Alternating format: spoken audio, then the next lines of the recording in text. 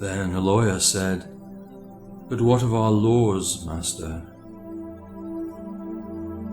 And he answered, "You delight in laying down laws, yet you delight more in breaking them. Like children playing by the ocean who build sand towers with constancy and then destroy them with laughter. But while you build your sand towers, the ocean brings more sand to the shore, and when you destroy them, the ocean laughs with you. Verily, the ocean laughs always with the innocent. But what of those to whom life is not an ocean, and man-made laws are not sand towers, but to whom life is a rock, and the law a chisel with which they would carve it in their own likeness? What of the cripple who hates dancers? What of the ox who loves his yoke and deems the elk and deer of the forest stray and vagrant things? What of the old serpent who cannot shed his skin and calls all others naked and shameless? And of him who comes early to the wedding feast, and when overfed and tired goes his way, saying that all feasts are violation, and all feasters lawbreakers? What shall I say of these, say that they too stand in the sunlight, but with their backs to the sun? They see only their shadows, and their shadows are their laws. And what is the sun to them but a caster of shadows? And what is it to acknowledge the laws but to stoop down and trace their shadows upon the earth? But you who walk facing the sun, what images drawn on the earth can hold you? You who travel with the wind, what weather vane shall direct your course? What man's laws shall bind you if you break your yoke but upon no man's prison door? What laws shall you fear if you dance but stumble against no man's iron chains?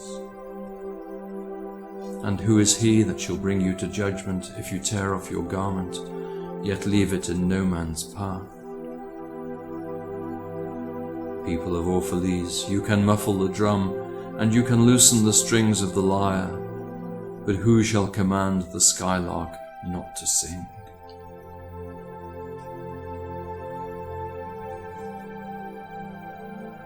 And an orator said, "Speak to us of freedom." And he answered, "At the city gate and by your fireside, I have seen you prostrate yourself and worship your own freedom, even as slaves humble themselves before a tyrant and praise him though he slays them. I, in the grove of the temple and in the shadow of the citadel, I have seen the freest among you wear their freedom as a yoke and a handcuff. And my heart bled within me.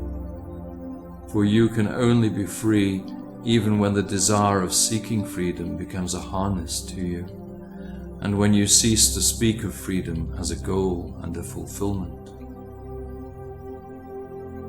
You shall be free indeed when your days are not without a care, nor your nights without a want and a grief, but rather when these things girdle your life, and yet you rise above them naked and unbound.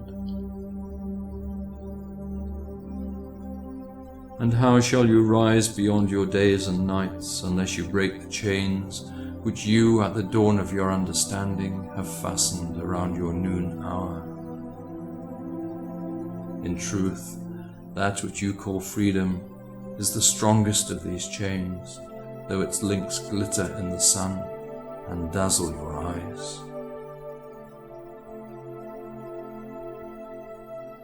And what is it but fragments of your own self you would discard, that you may become free? If it is an unjust law you would abolish, that law was written with your own hand upon your own forehead.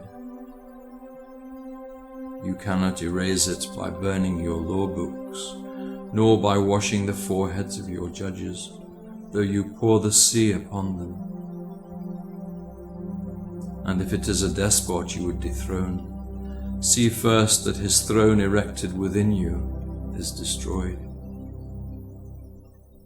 For how can a tyrant rule the free and the proud, but for a tyranny in their own freedom, and a shame in their own pride? And if it is a care you would cast off, that care has been chosen by you rather than imposed upon you. And if it is a fear you would dispel, the seat of that fear is in your heart, and not in the hand of the feared. Verily, all things move within your being in constant half-embrace, the desired and the dreaded, the repugnant and the cherished, the pursued and that which you would escape. These things move within you as lights and shadows in pairs that cling. And when the shadow fades and there's no more, the light that lingers becomes a shadow to another light. And thus your freedom, when it loses its fetters, becomes itself the fetter of a greater freedom.